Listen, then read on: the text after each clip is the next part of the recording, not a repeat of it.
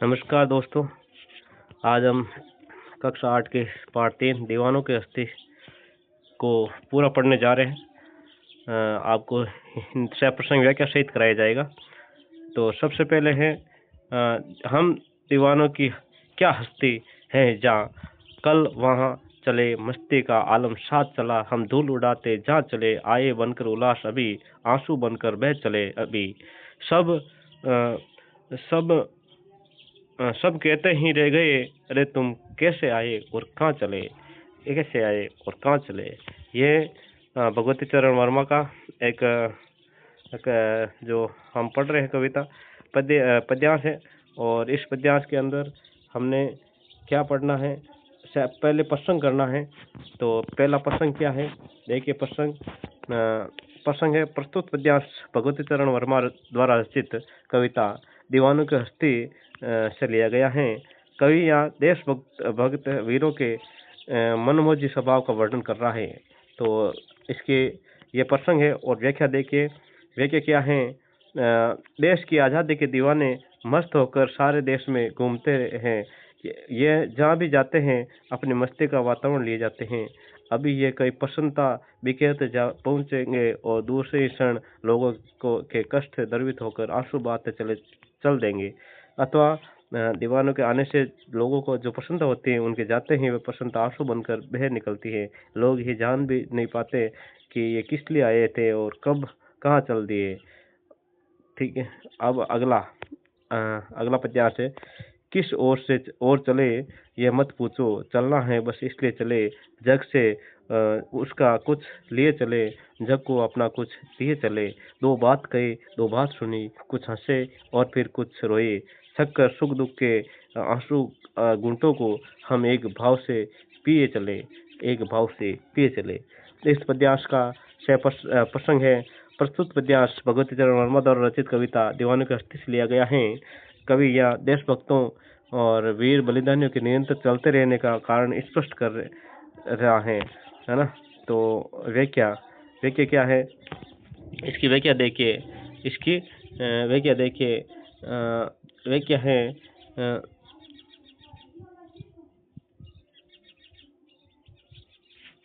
इसकी व्याख्या है देश प्रेमी दीवाने कहते हैं कि उनसे ये पूछना बेकार कि वे किधर जा रहे हैं और उन्हें निरंतर चलते रहना है, इसलिए लगातार चल रहे हैं। उन्हें स्वयं पता नहीं वे कहाँ से आए और कहाँ जा रहे हैं।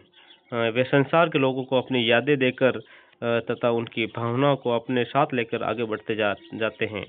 और इसके अलावा इस जो पद्यांश है आगे है, वे जहाँ जाते हैं लोगों की बात सुनते हैं और अपनी बात कहते हैं। सुख दुख भरी बातों पर वे कभी हंसने लगते हैं तो कभी रोने लगते हैं, लेकिन अंत में सबको भुलाकर आगे चल देते हैं और लोगों को सुख दुख की बातों को समान भाव से सुनते हुए दीवाने अपने लक्ष्य की ओर बढ़ते चलते हैं। अगला पद्यांश, हम भीख मंगों की दुनिया में स्वच्छंद लुटाकर प्यार चले, हम एक निशानी सी उर पर ले असफलता का भार चले, अब अपना और पराया क्या, आबाद रहे रुकने वाले, हम स्वयं बंधे थे और स्वयं अपने बंधन तोड़ चले, स्वयं अपने बंधन तोड़ चले। प्रसंग है इस प्रस्तुत पद्यांश का भगवती चरण वर्मा द्वारा रचित कविता दीवानों की हस्ती से लिया गया है। ये कवि वीर देशभक्तों द्वारा समाज के लोगों पर प्यार लुटाने की भावना व्यक्त कर रहा है। और यहाँ पर है ना व्याख्या, दीवाने कहते हैं कि संसार में कुछ लोग भीखमंगों की तरह हाथ फैलाए रहते हैं। उनकी इच्छा कभी पूरी नहीं होती है, लेकिन इन लोगों के बीच उन्होंने दिल खोलकर प्यार लुटाया है, क्योंकि प्यार ही सच्चा सुख देता है। इन दीवानों ने लोगों को जी भरकर प्यार लुटाया, लेकिन वे उनका भीखमंगापन दूर नहीं कर पाए। इन पंक्तियों का भाव यह है कि स्वच्छंद और मस्ती भरा जीवन जीने और संसार में केवल प्यार लुटाने के बावजूद इस संसार को अपने जैसा न बना पाने की असफलता का बोझ उनके हृदय पर आज जा रहा है। दीवाने कहते हैं कि उनके लिए कोई अपना या पराया नहीं रह गया, वे स्वयं देश प्रेम के बंधन में बंध गए हैं और हर देशवासी के लिए एक समान है। और अब आगे देखिए अभ्यास प्रश्न है ना, ये हो गया इस पार्ट का 6 प्रश्न व्याख्या करा दिया आपने आपको। और अब हम अभ्यास प्रश्न कर रहे हैं कविता से। पहला प्रश्न है, कवि अपने आने को उल्लास और जाने को आंसू बनकर बह जाना क्यों कह रहा है? कवि जहाँ भी पहुंचता है प्रसन्नता बिखेर देता है, इसलिए उसने अपने आने को उल्लास कहा है। चलते समय वे सोचता है कि वे लोगों को प्रसन्नता नहीं दे पाया, इसलिए वे जाते समय दुखी हो जाता है। इसी कारण कवि अपने जाने को आंसू बनकर बह जाना कहता है। दूसरा कि उसने भीख मंगों की दुनिया में बेरोक प्यार लौटाने वाला कवि ऐसा क्यों कहता है कि वे अपने हृदय पर असफलता का एक निशान भार की तरह लेकर जा रहे हैं? क्या वे निराश है या प्रसन्न? उत्तर है, कवि चाहता है कि वे लोगों को सच्ची खुशी दें, उसके लिए वे लोगों के बीच जाकर प्यार लुटाता है। वे लेकिन भीख मंगे जैसे स्वभाव वाले लोग उसकी बातों को महत्व नहीं देते हैं, वे भीख मंगे ही बने रहते हैं। कवि अपनी इस असफलता को हृदय पर भार की तरह लेकर जा रहा है। अगला क्वेश्चन है तीसरा, कविता में ऐसी कौन सी बात है जो आपको सबसे अच्छी लगी? तो कविता में हमें सबसे अच्छी बात ये लगी कि देश प्रेम के दीवाने हर हाल में मस्त रहना चाहते हैं। और अगला का है कविता से आगे है, जीवन में मस्ती होनी चाहिए, लेकिन कब मस्ती हानिकारक हो सकती है, सहपाठियों के बीच चर्चा कीजिए। तो मस्ती के साथ साथ जीना एक अच्छी बात है, लेकिन वे उचित समय पर शोभा देती है। हमारी मस्ती से अगर किसी को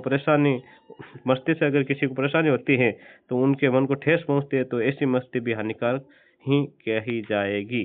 अगला देखिए, अनुमान और कल्पना। एक पंक्ति में कवि ये कहकर अपने अस्तित्व को नकारा है कि हम दीवानों की क्या हस्ती है, और आज यहाँ कल वहाँ चले। दूसरी पंक्ति में उसने ये कहकर अस्तित्व को महत्व दिया कि मस्ती का आलम साथ चला, हम धूल उड़ाते जहाँ चले। ये फाका मस्ती का उदाहरण है। अभाव में भी खुशी रहना फाका मस्ती कही जाती है ना, अभाव है फिर भी खुश रहते हैं ना, हंसकर दाग दिखाते हैं, हमारे मारवाड़ कहावत है।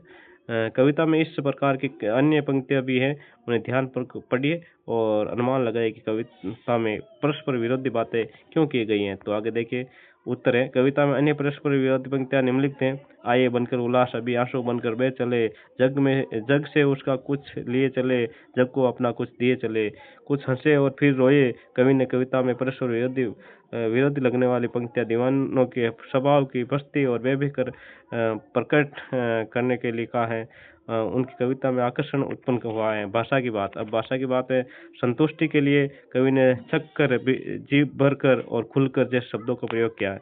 इसी भाव को व्यक्त करने वाले कुछ शब्द सोच कर लिखिए, जैसे हंसकर हैं, गाकर है ना। इस भाव को व्यक्त करने के वाले अन्य शब्द हैं, संतुष्ट होकर, तृप्त होकर, मन भरकर, है ना। कविता में संतुष्टि के लिए केवल शक्कर का शब्द का प्रयोग हुआ है, जी भरकर और खुलकर शब्द का भी कविता में प्रयोग नहीं हुआ है। जय हिंद दोस्तों।